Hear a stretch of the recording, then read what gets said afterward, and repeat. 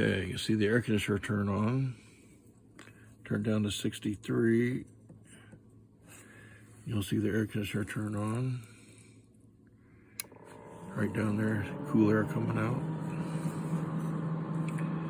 Turn the air conditioner off, turn it back up to 72, where I had it for this project. See it turn off, turn up the heater. You'll see it turn on. See the heater turn on. There you can calculate the watts. Turn the heater off, turn it back to 68 where I had it. And there you go, my invention, HVAC study by Bowdish.